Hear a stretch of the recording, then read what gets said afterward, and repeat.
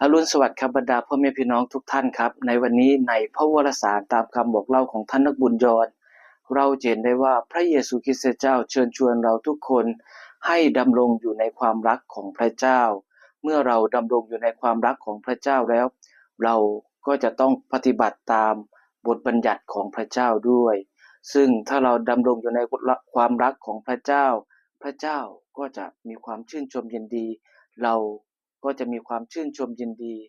ร่างกายและจิตใจของเราก็จะได้รับพระคุณพระพรพระราชทานของพระเจ้าด้วยถ้าจะเปรียบพระวรสารในตอนนี้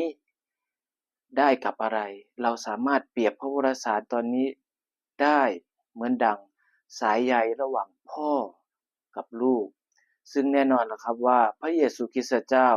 ทำการอัศจรรย์เทศสอนอุปมาต่างๆหรือว่าเดินทางไปตามสถานที่ต่างๆประกาศข่าวดีพระเยซูคริสต์เจ้าไม่ได้ทำตามอำเภอใจแต่พระเยซูคริสต์เจ้าทำตามแผนการของพระบิดาที่ได้จัดสรรและมอบให้กับพระองค์เองดังนั้นการทำงานระหว่างพระบิดาและพระบุตรจึงเกิดผลแสดงถึงความรักที่พระบุตรมีต่อพระบิดาแล้วเราล่ะครับพ่อแม่พี่น้องทุกท่านครับถ้าเราเปรียบเทียบพระวรสารตอนนี้ได้เหมือนกับพ่อของเราผู้ที่มีพรสวรรค์พ่อของเราผู้ที่เป็นเหมือนกับซูเปอร์ฮีโร่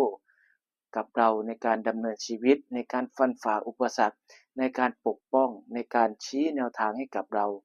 ผมเชื่อแน่ว่าเราก็จะมีบุคลิกหรือว่ามีนิสัยใจคอคล้ายๆกับพ่อของเรา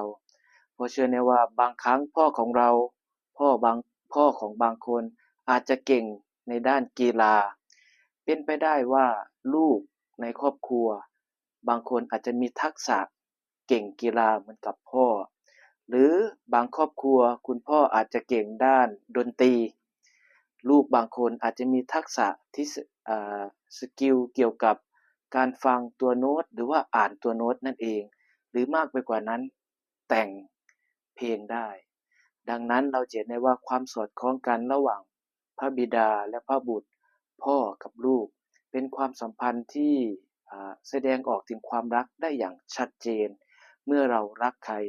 เราก็จะทำตามคำสั่งสอนของบุคคลนั้นหรือว่าเชื่อฟังบุคคลนั้นอย่างสุดจิตสุดใจขอให้พระวรสารในวันนี้ช่วยเหลือเราในการดำรงชีวิตหรือว่าดำเนินชีวิตให้อยู่ในความรักของพระเจ้าอยู่เสมอขอพระเจ้าอวยพรพ่อแม่พี่น้องทุกท่านครับ